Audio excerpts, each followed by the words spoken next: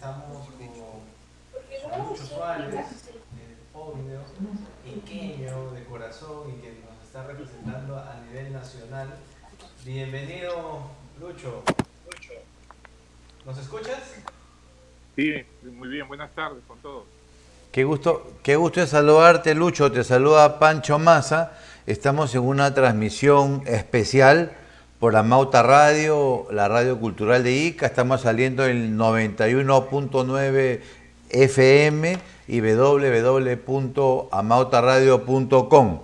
El propósito de esta transmisión especial es porque el día de hoy se anunció, como que ya está haciendo así, la presencia del primer ministro y de 3 o 4 ministros más de Estado. Incluso han trascendido que pueden llegar hasta un número de 8.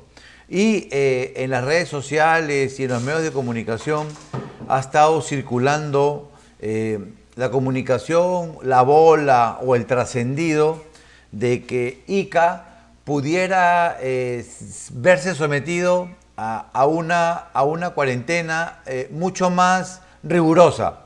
La pregunta sería, doctor Lucho Suárez, usted que es un experto, ¿usted cree necesario que se pueda llegar a una cuarentena en Ica más rigurosa de lo que ya es, teniendo en cuenta que tenemos 3 horas de toque de queda más que el resto del país?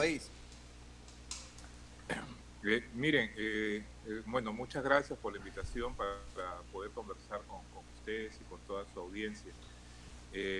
Nos preocupa mucho la situación de Ica.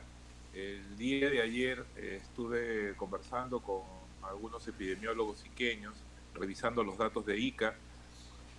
La letalidad, que es el porcentaje de personas que han fallecido en Ica hasta ahora, es de 8% más o menos, de 333 defunciones que la región de salud informó el día de ayer. El 8% han fallecido. Hablaban de Ahora, 12, tenemos doctor. Hablaban de 12, ¿Perdón? ya no es 12. No, ahora me explico. El, la, la letalidad es una fracción, o sea, es el porcentaje de fallecidos del total de casos de un periodo de tiempo. Entonces, es un dato dinámico. Podemos dar el promedio acumulado, pero hay que ver cómo se va moviendo en el tiempo para ver si se está disminuyendo o está aumentando. Por eso le digo, en el acumulado al día de ayer, que tengo aquí a la mano, tenemos 333 defunciones en Ica y 4.035 casos acumulados. El promedio de letalidad para Ica es 8.2, con los datos de ayer. Sin embargo, esto es un promedio, ¿no? Es un promedio que hay que verlo en cada provincia, porque Chincha está con 15.4, tiene la letalidad más alta, o sea, la fracción, vuelvo a decir, es un porcentaje de las personas del total de casos que fallecen. Ahora, ¿por qué motivo se mueren las personas? O sea, ¿qué es lo que explicaría la letalidad? ¿Qué es el otro paso? Hay 3 factores que hay que ver.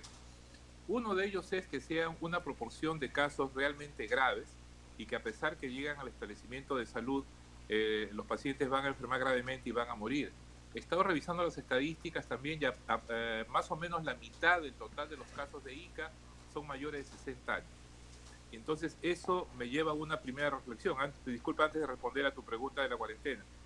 Eso me lleva a una reflexión. Por favor. No hemos estado protegiendo bien a las personas mayores. O sea, ¿qué estamos haciendo con las personas mayores? Cuando llegamos a casa están protegidas. Las personas mayores a veces es más difícil que tomen las medidas de distanciamiento social, no las entienden, pero tienen que usar mascarilla, debemos evitar el contacto con ellas. Si yo tengo que trabajar, salir a la calle, salir al mercado, etcétera, y cuando llego tengo que tener la responsabilidad de saber que pude haberme contagiado, y entonces en los primeros días de síntomas puedo haber contagiado a una persona mayor dentro de la casa. Hay que mejorar la protección del adulto mayor en Ica. Segundo, la otra causa de muerte es pacientes que no son atendidos, o porque viven lejos de un centro hospitalario, o porque llegan tarde al servicio de salud, porque se quedan en casa, o porque el servicio de salud ya colapsó, están abarrotados los hospitales y no se dan abasto. Puede ser una combinación de estos factores. Y aquí es súper importante, es muy importante el tratamiento precoz. Y esto es organización de los servicios de salud. No es tarde para organizarnos mejor, para poder acudir a la casa de los pacientes que llaman por teléfono con síntomas, organizarnos para que los centros de salud empiecen a dar tratamiento a los casos leves, moderados. El tratamiento temprano es fundamental. Sé que han llevado los medicamentos a ICA, tenemos la hidroxicloroquina y la ivermectina, que son medicamentos clave para tratar inicialmente a los pacientes, y con eso se va a reducir la mortalidad. Ahora, hay otro factor de mortalidad que hay que tener cuidado, que eso todavía no lo hemos evaluado, que son lo que llamamos las muertes indirectas. Me explico. Las muertes directas por COVID son las que el mismo COVID causa de enfermedad grave y mata. Pero pensemos que normalmente hay enfermedades graves en cualquier población. En cualquier momento, los que hemos trabajado en una emergencia en los hospitales, sabemos que todos los días llegan infartos, llegan apendicitis agudas, llegan una serie de problemas de salud.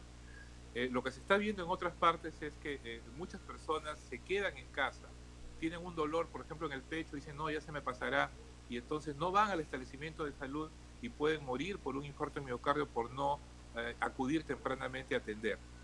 Y esto es importante, que los hospitales tengan lo que se llama un servicio diferenciado, que tengan una área COVID, un área no COVID, donde se siga atendiendo los problemas de todos los días, y que la población lo sepa, que la población sepa que si hay una mujer que va a dar a luz, la van a atender con todo el cuidado, que si le duele la barriga, por decir, y podría tratarse una apendicitis, igualmente lo van a atender con todo el cuidado en el hospital, y no debe retrasarse, ¿no? Porque el decir, me aguanto el dolor a veces se me pasa hasta mañana porque no quiero ir al hospital, podría causar una enfermedad grave, incluso la muerte. Entonces, estamos viendo qué hacer para que la gente se muera menos. Pero la otra reflexión, antes de ver si se necesita o no más cuarentena, es cómo se están contagiando las personas, cómo se han contagiado. Y esto es importante. Ya con los epidemiólogos de ICA sé que están trabajando en el tema de ver quiénes son. Son las personas que salen a comprar, son las personas que trabajan fuera de la casa, gente que trabaja en los mercados, es gente que tiene que viajar en transporte público. Por ejemplo, ICA es una zona agroindustrial donde para poder mantener toda la agroindustria necesita de gran cantidad de mano de obra que se moviliza. Están viajando de manera adecuada o están viajando de manera hacinada, están trabajando con distanciamiento, con protección adecuada. O sea, tenemos que ver cómo se están contagiando. La cuarentena, por decir, es una medida general, el confinamiento para toda la población. Sin embargo, si extendemos la cuarentena sin saber exactamente la forma en que se están contagiando, puede ser que si es en el transporte público y no ha mejorado, se siga contagiando la gente a pesar de la cuarentena. Hay 3 niveles, y con esto termino mi intervención. Por favor, continúe. Miren, hay 3 niveles que tenemos que tener en consideración. Lamentablemente, en ausencia de una vacuna, que todavía no la tenemos y probablemente se demore todavía quizás un año o más, en ausencia de un tratamiento 100% efectivo, lo único que nos queda es lo que se conoce como distanciamiento social. Distanciamiento social, ¿por qué? Porque es una enfermedad que se transmite por las microgotitas de saliva. Al conversar, al toser, al cantar, al reír, sale la saliva de una persona a otra. Si yo estoy distanciado de otra persona, más de 2 metros de distancia, pues no le va a llegar esa microgota de saliva. Entonces, mientras más cerca esté, el riesgo es mayor. Y el distanciamiento social tiene 3 niveles, les decía. El primer nivel es el del comportamiento personal. El que yo pueda entender, comprender cómo se transmite la enfermedad, y entonces en mi casa, a pesar que estoy dentro de mi casa, evito estar cerca de las otras personas, el tiempo que estamos juntos es el mínimo.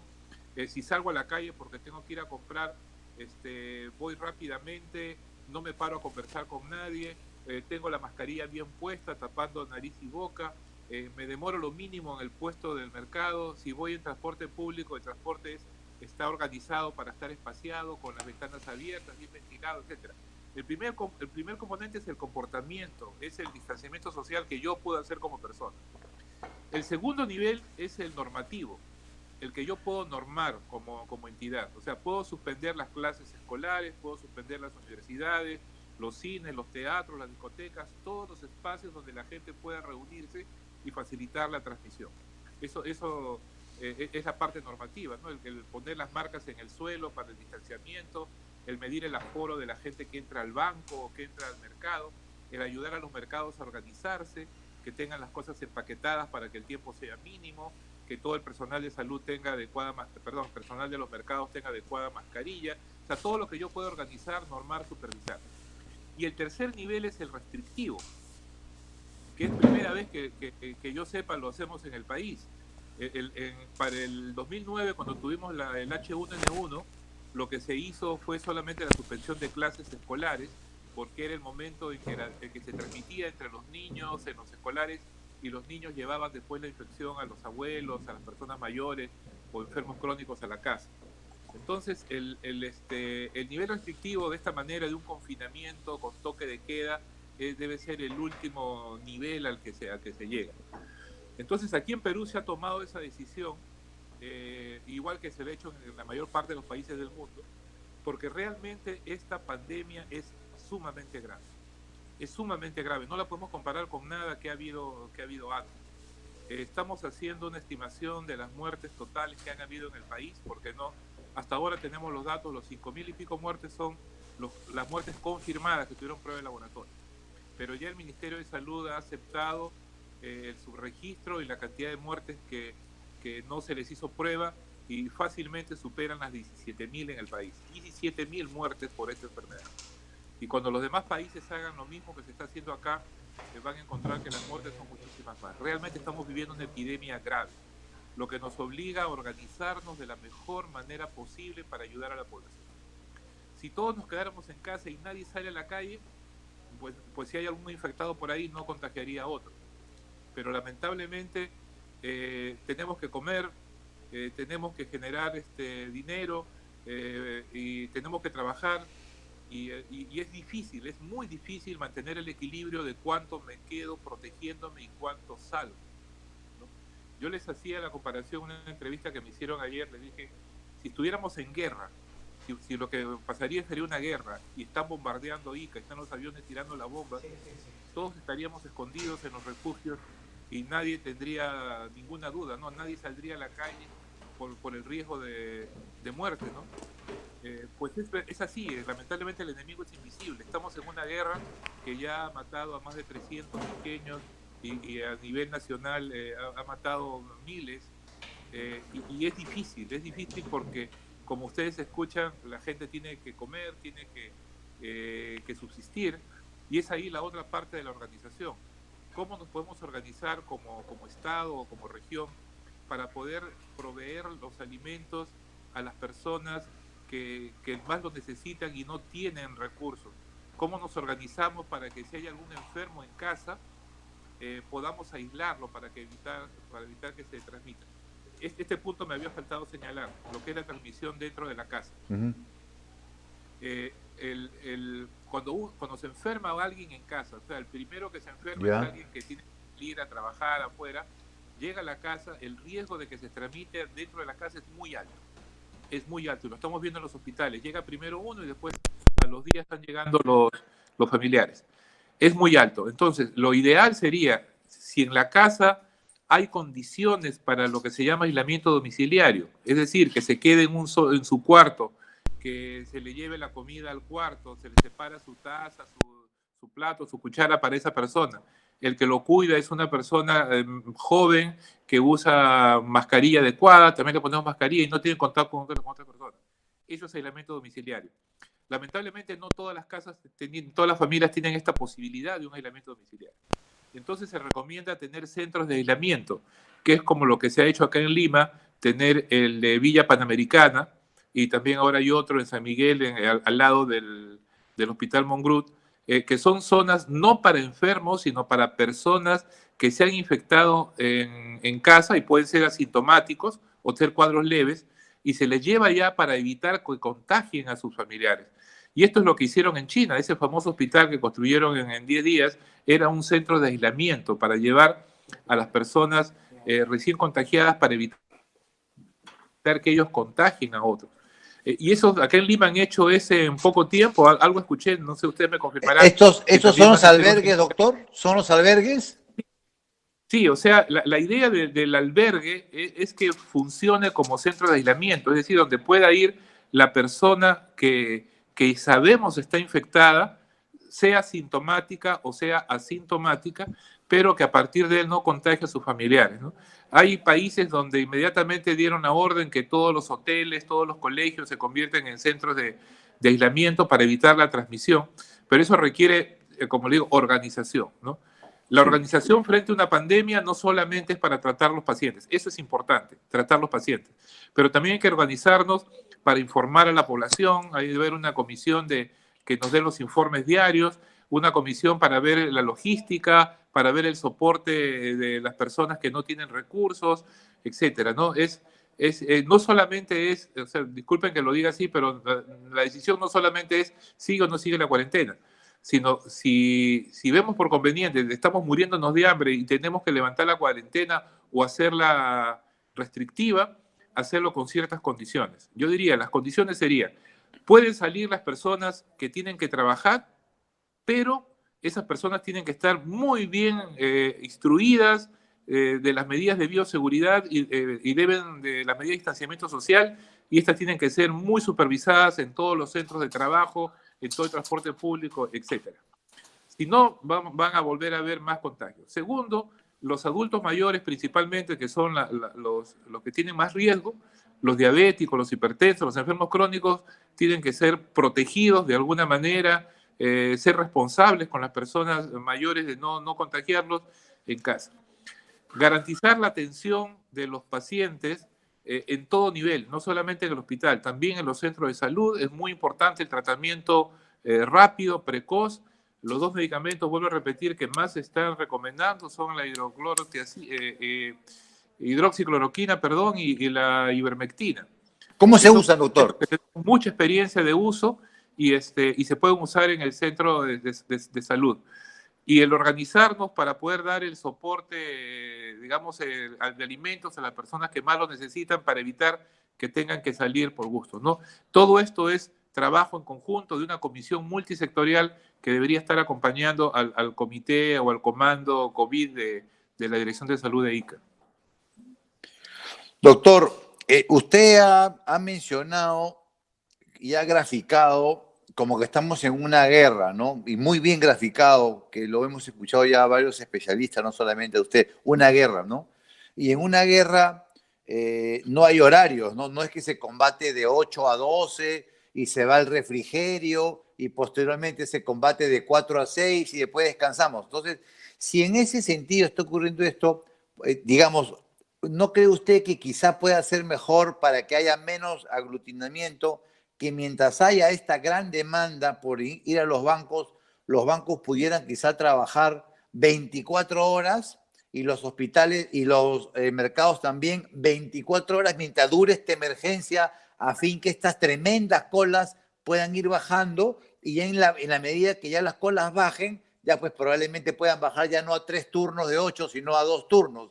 ¿Usted cree que sería posible esto, que podría ayudar a que no haya digamos, estos contagios por tantas personas en la cola?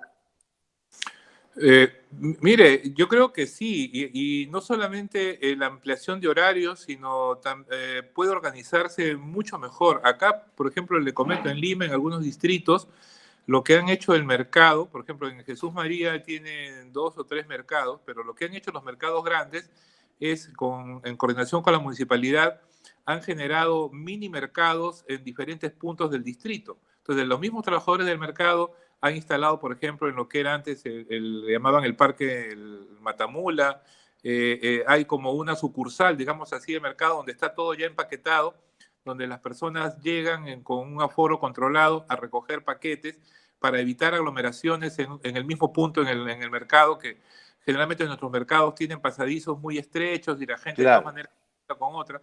Entonces, esa organización, ampliación de horarios, tener más puntos, tener ya los paquetes listos. O sea, hay varias formas que se pueden organizar, igual que los bancos, ¿no? No sé cómo están trabajando las agencias, los que se hicieron esos agentes bancarios, pero la ampliación de horario es una buena idea para poder reducir Por las lo menos hasta que baje, doctor, porque no es posible, doctor Suárez, que en Ica, doctor, las colas sean de 2, 3, 4 cuadros. O sea, eso es insostenible. O sea, no es posible que ya tengamos 83 días de cola. Es decir, es evidente que en estas colas pues están los contagios. Sí, así es. O sea, cualquier espacio donde la gente se agrupe es un riesgo de contagio. Cualquier espacio. Si nos paramos a conversar con alguien o alguien en la cola empieza a gritar, o sea, es todos esos factores Sí. de riesgo para contagio. Ahora, doctor, digamos, si a estas colas, por ejemplo, de los bancos, las colas de los bancos, digamos, con llegar a un tipo de acuerdo, se pudieran hacer test, se pudieran hacer pruebas a todos los que ingresen a los bancos para poder saber quiénes son positivos y negativos. Los positivos pueden ser, los que son negativos pueden seguir su vida normal y trabajando, y los positivos habría que llevarlos a albergues, a los moderados, a hospitales, a los otros. Y lo mismo con los mercados. ¿Ayudaría esto, doctor, que se implementen muchas pruebas? Por ejemplo, también los agroexportadores, hemos estado hablando con el ingeniero, el ex gobernador Fernando Sillones, y nos dijo que ellos estaban de acuerdo en comprar 100.000 pruebas para los 100.000 trabajadores del agro, teniendo en cuenta que en Ica hay 800 o 900.000 personas. Si se le hacen pruebas a 100.000 trabajadores del agro, de la agroexportación, a sus hijos y a sus esposas, en un número de 300.000, y no solamente por única vez, sino periódicamente por cuenta de ellos, yo creo, doctor, que eso también ayudaría muchísimo a los números de la región, Ica. Bueno, hay varias técnicas para usar las pruebas adecuadamente. Yo pediría que en ese aspecto tengamos bastante cuidado. Hay que usar las pruebas con mucho, digamos, con mucho rigor metodológico, porque lamentablemente las pruebas que se disponen actualmente tienen limitaciones, no son pruebas perfectas. Por ejemplo, casi todas las pruebas que le llaman pruebas rápidas, que son las que buscan anticuerpos, esas pruebas la primera semana de infección salen negativas, porque todavía los anticuerpos no se han formado. Los anticuerpos empiezan a formarse a partir del final de la primera semana. Entonces, estando verdaderamente infectado, la prueba va a salir negativa, lo que le llaman un falso negativo, ¿no? Falso o sea, negativo. Tiene limitaciones. Lo que estamos recomendando es en algunos grupos de alto riesgo, como pueden ser trabajadores de una fábrica que están muy cerca uno de otro, o también lo estamos haciendo en los hospitales. Ahí en esos grupos se están haciendo las pruebas periódicas todas las semanas, pero tanto o más importante de la prueba es la vigilancia de temperatura de los trabajadores, que eso se puede hacer todos los días, no tiene ningún costo, y también la presencia de síntomas en el trabajador o en cualquier miembro de la familia, ¿no? Hay que vigilar los síntomas. Para el resto de la población, las pruebas pueden utilizarse cuando se identifica un caso. Por ejemplo, llega al hospital un paciente con síntomas, ahí sí está justificado hacerle la prueba a los miembros de su familia para poder aislarlo si es que necesita también otros miembros de la familia. Pero no recomiendo el uso masivo de las pruebas, porque como le digo, yo puedo hacer la prueba a 100 personas y 50 de ellas que verdaderamente están infectadas me van a salir negativos, porque aún no se han formado los anticuerpos, ¿no? O sea, tienen que usarse con mucho cuidado, ¿no? Lo que previene a otra cosa, ¿no? El que me haga la prueba y salga negativo, eso no es vacuna, ¿no? Mucha gente dice, soy negativo, entonces piensa que es Superman y que no se va a contagiar. Claro. La prueba puede crear una falsa sensación de seguridad y puede ser que esté infectado y como le digo, tiene muchos falsos negativos. Las pruebas deben ser utilizadas principalmente para vigilancia epidemiológica, para evaluar la magnitud de la infección o para vigilancia de grupos de alto riesgo como son los trabajadores de salud o investigación de contactos. Pero realmente no son muy útiles hacerlas así masivamente a la población, porque corremos el riesgo de que gente infectada siga trabajando y la prueba no los ha detectado, ¿no? Y al contrario, o sea, puede salir una persona que es positiva a la prueba y puede haberse infectado hace un mes, hace 2 meses y ya no es contagioso. Simplemente lo que estamos encontrando son los anticuerpos que salen positivos en la prueba. Entonces hay que tener cuidado bajo un esquema, ahí la oficina de epidemiología de la DIRESA les puede ayudar mucho al uso ordenado de las pruebas. ¿Y las moleculares?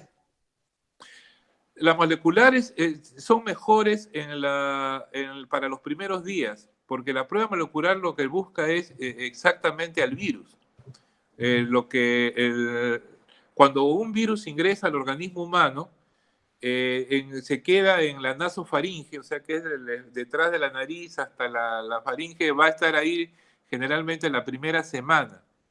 Después, la segunda semana, a pesar que la persona está muy enferma, ya no lo encontramos, está en los pulmones, ya no se le encuentra en la nasofaringe. Entonces el hisopado, que es que le meten el palito con algodón, el hisopo para tomar la muestra, y eso va al laboratorio para buscar al virus, eso es positivo la primera semana. Es la primera semana y está indicada para enfermos, o sea, para pacientes con síntomas, para la vigilancia epidemiológica de pacientes con síntomas. No tiene utilidad para hacer estudios, digamos, en población asintomáticas, no es recomendable. Antonio, quería hacerte una pregunta con respecto a los CAT, a los centros de aislamiento temporal. Si hablamos de que uno que no es asintomático está en su casa, probablemente contagia a otros, ¿no? Y el que es sintomático, por las condiciones en general que se viven en el país, hay hacinamiento en las casas, ¿no? Donde tal vez solo hay una habitación o hayan dos y compartan los ambientes. Entonces, no se ve la posibilidad de poder aislarse en su misma casa. ¿Qué opinión tienes al respecto? Porque aquí en Ica, en la región, se ha sufrido mucho para la instalación de estos CAP. Hasta el momento solamente hay dos. Sí, mire, el problema es que, como tú muy bien lo dices, ¿no? Si una persona sea sintomática o sea asintomática, está en una vivienda, en una casa donde de repente hay un solo dormitorio o hay dos dormitorios, o es una casa pequeña, está en hacinamiento, el riesgo de que se contagie a los familiares es muy alto. Y como les decía, de hecho lo estamos viendo, ¿no? Que llegan los familiares en los días siguientes. Es muy alto el contagio de los familiares. Y si yo tengo una casa grande donde el paciente pueda quedarse en su habitación y hay otras personas en casa que lo puedan atender, eso es lo que se llama aislamiento domiciliario.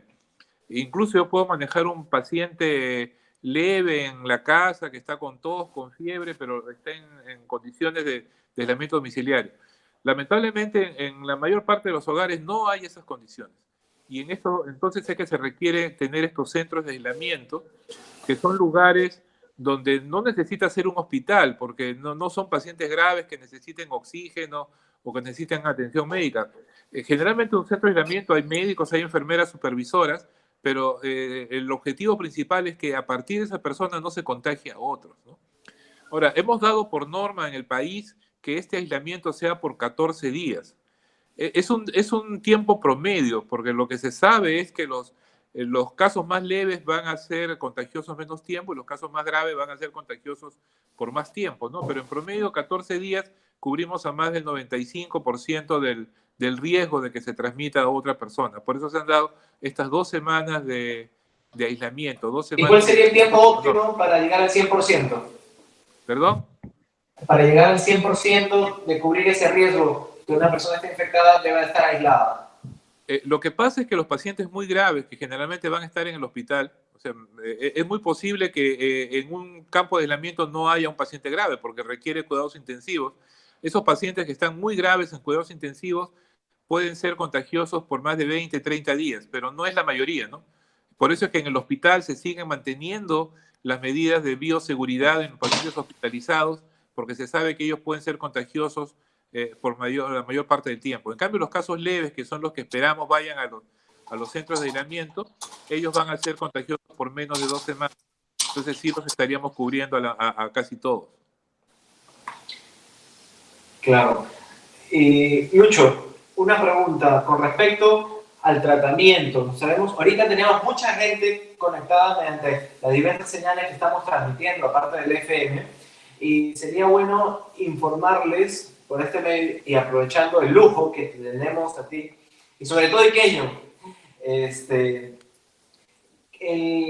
recomiendan tratarlo tal vez como una gripe, esperar a que el cuerpo no se inflame y no llegue a mayores. ¿Qué nos puedes comentar como para educar un poco a la población cómo proceder en estos casos, ¿no? En el caso de un posible COVID, ¿no? Y empiezo con los síntomas de resfriado, dolor de cabeza y todo esto. Ok. O sea, toda enfermedad tiene lo que se llama un espectro clínico.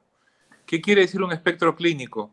Que cualquier enfermedad pueden haber formas muy graves, otras formas que son menos graves, más leves, moderadas, y pueden ver formas casi asintomáticas o libres de síntomas, ¿no? O sea, todas las enfermedades tienen eso, ¿no? Algunas en mayor proporción que otras, ¿no? Entonces, ¿qué quiere decir? Que la misma enfermedad, el mismo virus, el COVID-19, puede en algunas personas hacer enfermedad muy grave que los lleva a la muerte, y en otras puede hacer un cuadro muy leve, muy pasajero. Por ejemplo, ayer he atendido así por una conversación telefónica con un amigo de Ica que tiene una forma muy leve. Él está en su casa y me dice, le ha salido confirmada la prueba, pero es algo que no tiene dificultad para respirar, no le falta el aire, no tiene ahogos, nada, está bien y está tratándose en la casa. O sea, eso se llama en medicina espectro clínico, ¿no? Puede haber desde formas muy graves a formas muy leves. Lo que se sabe en el COVID-19 es que de 100 personas que se infectan, entre el 30 hasta 40% pueden hacer formas asintomáticas, o sea, libres de síntomas, formas totalmente asintomáticas. Después hay un porcentaje que va más o menos de otro 30 o 40% que van a ser formas leves, moderadas. Esas son las que se parecen a un resfriado, ¿no? Que las personas sienten que un poco de dolor de garganta, un poco de fiebre, tos, pero que pueden estar en sus casas, no les falta el aire. Esas personas, ser forma de los tratamientos que pueden recibir, o sea, pueden iniciar con un tratamiento sintomático como usar el paracetamol para el malestar, para la fiebre. Es muy importante la hidratación, que tomen bastante líquido, que estén hidratados. Y estas personas que inician síntomas así leves tienen que recibir el esquema de tratamiento que está usando el Ministerio de Salud, que es a base de 2 medicamentos, básicamente. La ivermectina, que es un medicamento que ya lo hemos usado mucho tiempo, es un antiparasitario, pero que también tiene efecto antiviral. O sea, no es que dicen cómo nos están dando un antiparasitario, no, también tiene efecto antiviral. La ivermectina es importante y la hidroxicloroquina, que es el otro medicamento que están en el esquema base. El tratamiento temprano es importante. Ahora, cuando empieza recién la enfermedad, no sabemos si la enfermedad se va a quedar así, va a empezar a aliviarse o va a ir hacia una gravedad, va a hacerse una forma grave. Se han identificado lo que se conocen como signos de alarma, signos que me advierten que la enfermedad puede ser grave. Dentro de estos signos de alarma, el principal es la respiración rápida. En medicina decimos taquipnea, que es respiración rápida. La persona que empieza a respirar seguido, como si hubiera estado corriendo, ese es un signo que está faltando el oxígeno. La otra es el cambio de coloración de los labios. Si los labios empiezan a ponerse azulados o morados, está bajando la concentración de oxígeno en la sangre, estamos en hipoxia. Lo otro es una sensación de falta de aire, como si tuviera un ataque de asma, ¿no? Que siento que falta el aire, que quiero respirar y no puedo más profundamente, ¿no? Esos son los 3 principales signos de alarma. Ojo, pero hay algunos signos de alarma que hay que tener en cuenta en los niños muy pequeños y en los adultos mayores. Felizmente, en los niños pequeños, en los menores de 10 años, las formas graves son excepcionales, son rarísimas. En la mayoría de los países no ha muerto nadie menor de 10 años. También los hay, pero son prácticamente poquísimos. En los adultos mayores, las personas mayores de 65 años, ellos a veces no vamos a encontrar esa sensación de falta de aire notoria, sino simplemente es una persona que se siente más decaído, no tiene fuerza, no quiere levantarse de la cama, y hay que estar observando a los viejitos en casa. Si lo vemos así, que está diferente, que está decaído, de repente ya no quiere hablar, puede estar haciendo una enfermedad grave y hay que llevarlo inmediatamente al hospital. A veces las personas mayores no manifiestan clínicamente el cuadro como una persona más joven. Entonces, sí se puede tratar al enfermo en casa si tengo las condiciones, obviamente, de aislarlo. Los sintomáticos, como los antigripales, para los casos leves, les va a calmar los síntomas. Yo recomendaría, y acabo de conversar hace unos minutos, antes de conversar con ustedes, estábamos hablando con el doctor Eduardo Gotuso, y él está totalmente de acuerdo con esto, que el tratamiento precoz con ivermectina, hidroxicloroquina es importante, y él lo recomienda, este tratamiento. Y estar atento a los signos de alarma para ir a los hospitales. Estar atento a los signos de alarma, vuelvo a repetir, respiración rápida. Respiración rápida, si ustedes sienten que la otra persona al hablar se le entrecorta el hablar por la respiración, a veces en el hospital los hacemos contar a las personas, digamos, a ver, cuente del 1 al 20, y empieza 1, 2, ya no puede respirar más, o sea, porque se le acabó el aire, contando no llegan ni al 10. Ya. Falta de aire, sensación de ahogo, cambio de coloración de los labios, trastorno de conciencia, sobre todo en las personas mayores que están como que se duermen, que no responden. Eso es para llevar inmediatamente al hospital. Son los signos de alarma para una enfermedad grave. Y ya los hospitales tienen sus esquemas de tratamiento con oxígeno, etcétera, que requieren los pacientes. Antonio, una consultita más. También tengo un amigo que está en este proceso del COVID, ya está de salida, pero me comenta, claro, que el virus actúa, depende de cada organismo, pero es un virus que va recorriendo todo el cuerpo, ¿no? Y de ahí, si encuentra un organismo tuyo débil, con problemas, es donde más ataca, ¿no? Y eso es lo que ha podido vivir, ¿no? Sí, lo que dices es muy cierto. Es un virus que nosotros le llamamos multisistémico, ataca diferentes órganos como el corazón, los riñones, etcétera. Y si una persona ya tenía esos órganos dañados, la enfermedad se va a expresar de manera más grave. Los hipertensos, los diabéticos, los enfermos de los riñones pueden hacer formas más graves. Se está viendo que las mujeres embarazadas también, hay que también protegerlas, deben usar mascarilla permanentemente, las embarazadas pueden hacer formas graves de la enfermedad. Y como consejo general, yo les diría, tenemos que ver esta epidemia no como una más que de las cuales hemos tenido, es realmente una pandemia grave que está atacando a todo el mundo. Todavía la enfermedad está en curso.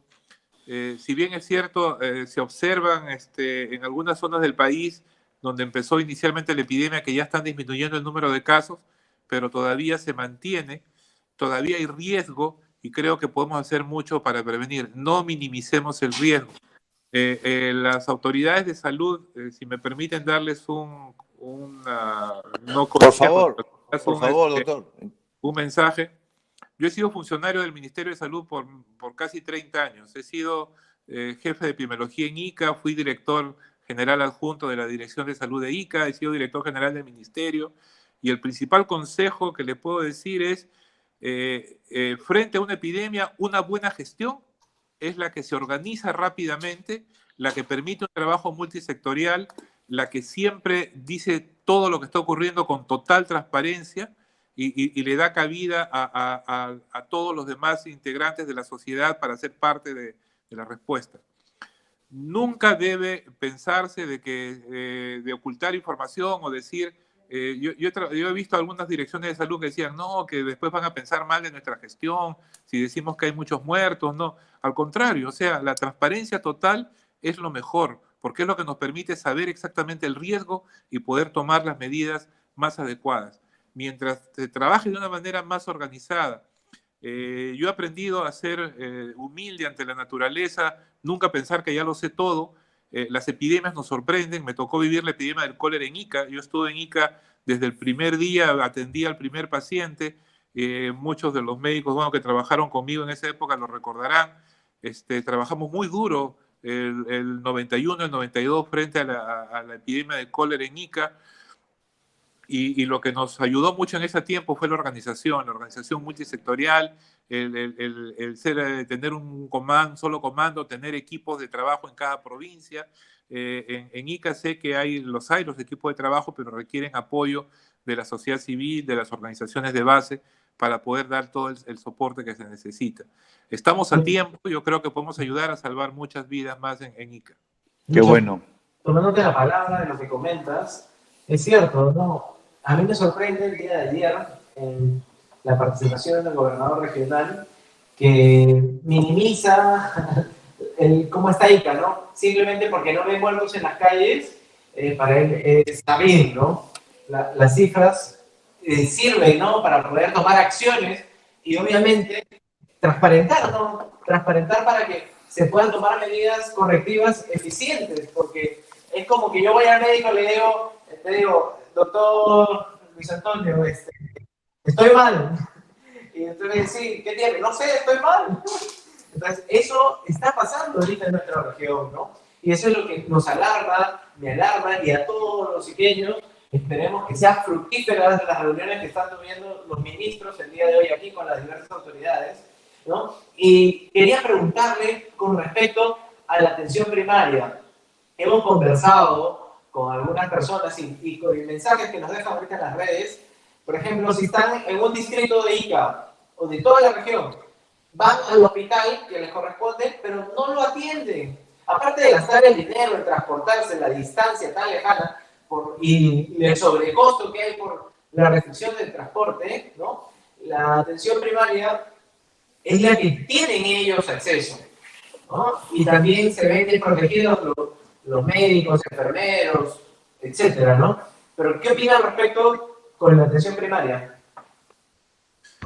Yo considero que la atención primaria es fundamental. ICA tiene una red muy importante de atención primaria, de establecimientos de salud, centros de salud, puestos de salud, policlínicos, etcétera, que tienen una doble tarea, porque la atención primaria es el primer contacto de gran parte de la población y tienen que estar preparados, por un lado, para poder detectar pacientes con COVID-19, manejar a los que se puedan manejar ambulatoriamente y tener lo que llamamos en salud un sistema de referencia muy claro para saber de cada centro de salud a qué hospital lo tienen que llevar y tener la forma de cómo comunicarse rápidamente. Pero por otro lado también es lo que nos permite atender el resto de problemas de salud que no han parado, ¿no? Porque el resto de problemas de salud existe. Siguen habiendo partos, siguen habiendo personas con problemas del corazón, de hipertensión arterial, con diabetes, etcétera, pacientes con tuberculosis, con VIH que requieren tratamiento y la atención primaria le puede dar el gran soporte de evitar que esas personas se compliquen. Hay un punto importante que no lo había mencionado, que hemos visto acá en Lima, pero seguro se está viendo en Ica, que es que muchos diabéticos, hipertensos, dejaron de recibir sus medicinas el primer mes, el segundo mes, por la situación de confinamiento y también por el problema en que los hospitales estaban dedicados solamente al COVID, por la emergencia, ¿no? Eso se explica por la emergencia.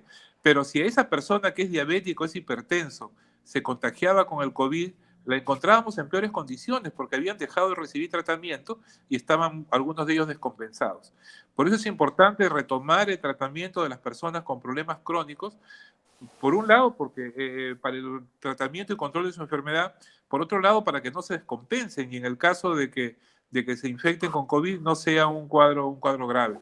Sumamente importante, atención primaria a la salud hay que organizarla también, hay que hacer visitas domiciliarias, hay que hacer mucha telemedicina. Acá en Lima ya todos los hospitales están comunicándose con sus pacientes por teléfono, por videollamadas, están haciendo teleconsultas con Zoom, con diferentes técnicas. Es cuestión de organizarnos y yo creo que es el camino de la atención primaria nos va a permitir resolver el 80% de los problemas que se presentan. Doctor Suárez, como le comentábamos al inicio, mientras estamos nosotros entrevistándolo en Ica, se está llevando a cabo una reunión a puerta cerrada con la presencia del presidente del Consejo de Ministros y varios ministros más, del gobernador de Ica y los alcaldes. Y hay esta, digamos, sensación en la ciudad, y han corrido las bolas, de que se podría, como le dije a un inicio, radicalizar estas medidas de confinamiento que ya son duras. A su juicio, por los índices que usted conoce, por la información que usted conoce, usted es iqueño, tiene familia en Ica, está muy bien informado, ¿usted cree posible, usted cree viable que se endurezca más de lo que ya estamos? Ica, ¿da para más esas cifras en las que estamos, doctor?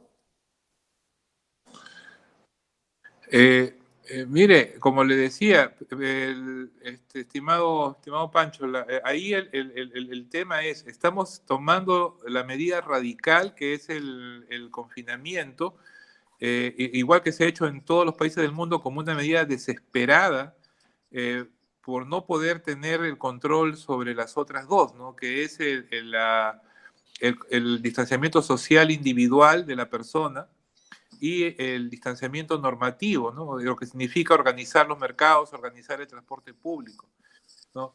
Lo que no debería ser, o sea, lo que no debería hacer es prolongar la cuarentena o hacerla más estricta, claro, sin haber controlado, digamos, la organización de los mercados. Correcto. O la organización del transporte público, que es claro. Lo que están dando los contagios, ¿no? Claro. Entonces, como decías, lo que tengo que es encontrar el problema para poder darle solución. Claro. Si el problema es que en los mercados la gente se aglomera, o que el transporte público, la gente va a trabajar al agroindustrial y están apretujados, claro. Si voy a tener una cuarentena, pero va a seguir un transporte público hacinado y va a seguir el mercado hacinado, no hemos hecho nada. Lo que tiene que tomar es la medida de acuerdo a lo que está ocurriendo, a la claro. Forma que se está transmitiendo. Y lo que hemos visto es en Lambayeque, en Iquitos, que a pesar de que el toque de queda era más temprano, pero no se solucionaba el problema básico, que es cómo se estaba transmitiendo la enfermedad. ¿Es cierto, doctor, que en Iquitos y en Lambayeque, que estuvieron en unos picos hace 2 o 3 semanas, ya están mejor? ¿Es esa noticia verdadera? Sí, bueno, les comento al respecto. Las epidemias tienen una curva que tiene una forma así como una montaña que sube y baja. Uh-huh. Así no hagamos nada, siempre va a tener esa forma. O sea, no es que baje necesariamente por las acciones de control, sino tiene esa evolución. Ahora, esas epidemias, que es la advertencia que yo les he dado también en declaraciones que he dado a varios medios, sí. Esa forma que estamos viendo de la epidemia la tiene en las condiciones actuales, es decir, con el 90% de la población dentro de su casa. Uh-huh. Y esa curva está bajando, lo que me está diciendo es que ya se contagió la mayor parte de las personas que están en sus casas y cada vez hay menos personas, la gente que está en la calle, y cada vez hay menos personas que se contagien en la calle porque ya se contagiaron. Pero si antes de que baje a un nivel realmente significativo se libera la cuarentena, vuelve a salir gente a la calle y eso aumenta, por decir, la cantidad de susceptibles y pueden empezar a infectarse nuevamente, y eso es lo que le llaman la segunda ola o el rebrote, y eso hay que tener mucho cuidado. Mucho cuidado. Por eso es que las recomendaciones que se pueden dar a la población tienen que ser muy locales, tienen que ser de acuerdo a lo que estamos observando en Ica, por ejemplo, de la curva, cómo va la epidemia. O sea, en casi todos los departamentos del país ya se observa que están disminuyendo el número de casos, pero están disminuyendo, ojo, en las condiciones actuales, en que la mayor parte de la población está en su casa, y si salen sin responsabilidad, sin el uso adecuado de mascarillas, sin distanciamiento social, va a haber un incremento de casos. Wow. Realmente es alarmante, ¿no? Porque está la situación real de que la gente necesita salir a las calles para obtener el pan de cada día, ¿no? Pero también es alarmante que nuestras autoridades no tomen las mejores decisiones, porque a veces valga reflejar actitud del presidente, y obviamente también nadie ha estado preparado y no había un manual de cómo actuar ante una pandemia como esta, ¿no? Pero dependemos mucho de de las órdenes de nuestras autoridades y que todas las acatemos para que no se dé esa segunda ola, como usted está comentando, ¿no? Me queda mucho más claro. Ahora, quisiera preguntarle, ¿no? Como pequeño que es, nosotros lamentablemente vemos una desarticulación total de las autoridades, ¿no? Ahorita no es tanto criticar, pero sí es lamentarlo, ¿no? Algunas recomendaciones que podría mejorar la labor, ¿no? Siempre es bueno darles una manito, ¿no? ¿Qué le podría aconsejar? Porque yo veo, y es la crítica no mía, solo mía, sino de todo esto de hoy día, todos ven un gobernador sufriendo de egocentrismo y que no se deja ayudar. Y estamos, mediante esta señal, queriendo ayudar a la población, informándoles, como usted bien lo ha hecho y se lo agradecemos un montón, ¿no? Y ahora nos toca la otra, ¿no? Que conociendo la realidad de nuestro Perú, ¿cómo cómo podrían nuestras autoridades trabajar unidas? Mira, has dicho las palabras clave, ¿no? Trabajar unidos, trabajar de manera conjunta. Frente a una emergencia sanitaria, frente a una pandemia, frente a un desastre natural, los mejores resultados se obtienen cuando se trabaja de manera organizada. Cada equipo, cada subcomisión con una responsabilidad.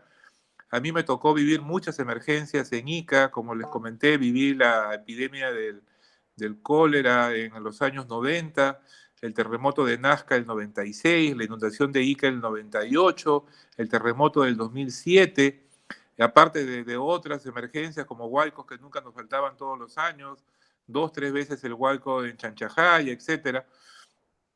Todas las emergencias, lo que es fundamental es la organización, nunca minimizar las cosas, nunca pensar que esto es algo que ya va a pasar, sino prepararnos siempre para poder atender la emergencia, ponernos en el supuesto más grave para poder cubrir todas las necesidades de la población.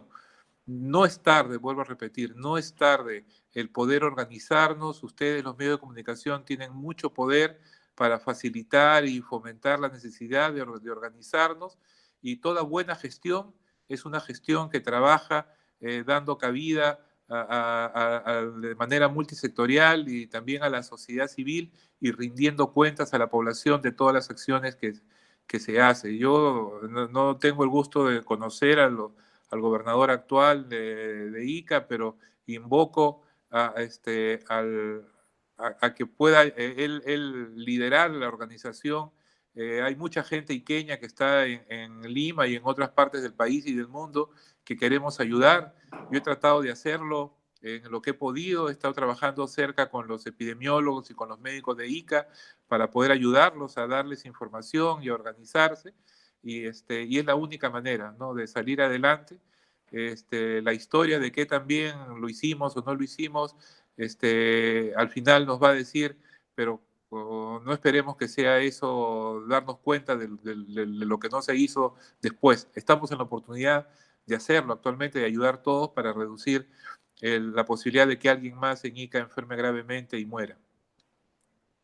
Así es, así es. Bueno, vamos a compartir un poco la cámara con Pancho, me la he traído de su casa. Lo que pasa es que el problema está en la tecnología, ¿no? Bueno, aquí lo tenemos. Eh, bueno, Luis Antonio Suárez Uña, muy querido. Bueno, tuve el gusto de conocerte el año pasado, ¿no?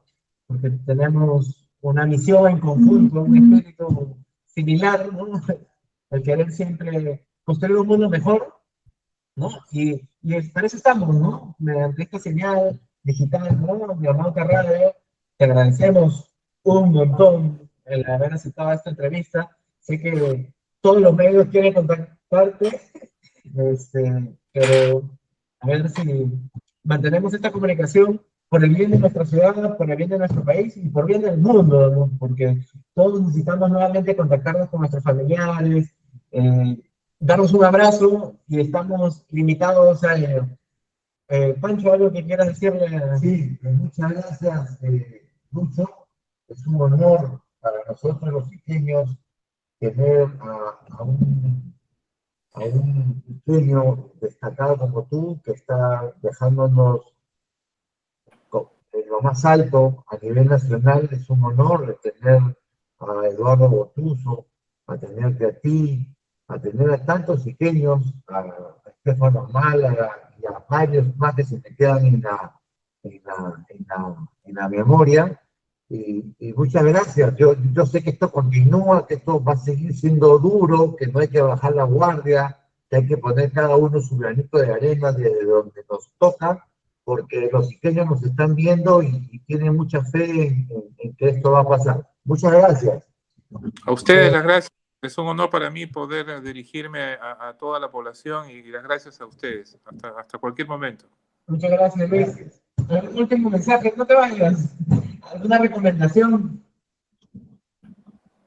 a quienes nos escuchan? No te escuché bien, perdón. Antes que te vayas, ¿alguna recomendación final a todos los que nos escuchan, tanto por Amauta Radio y por los diversos medios de comunicación?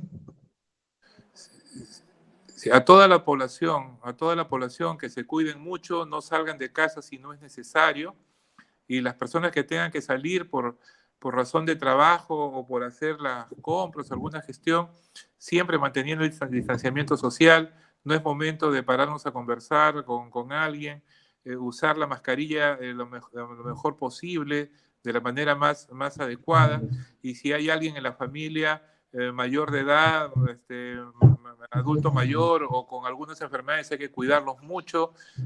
No es momento de estar apapachando a los abuelitos porque ahí le podemos contagiar.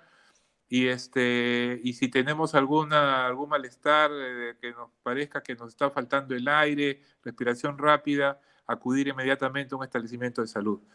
Todos pongamos nuestra parte para ayudar y pronto saldremos de esta emergencia. Muchas gracias. Muchas gracias. Ha sido el doctor Gracias a ustedes. Luis Oño, eminente pequeño, que está en la primera línea de batalla a nivel nacional, que nos ha conseguido una entrevista a nivel nacional desde Lima, en estos momentos en que estamos teniendo una reunión importante en Ica, donde está el presidente del Consejo de Ministros, con varios ministros más, el ministro del Interior, el ministro de Educación, la ministra de la Mujer y Poblaciones Vulnerables, y estamos nosotros atentos a los resultados de esa reunión. Luis, ¿nos vamos a una pausa? No, seguimos. Estamos en vivo y hemos invitado también a Antonio Oño, es iqueño también, y vamos a darle la bienvenida. ¿Qué tal, Antonio? ¿Cómo estás? Ya estamos aquí en línea. Voy a pasar la cámara. Perfecto. ¿Nos ves, Antonio? ¿Me escuchan?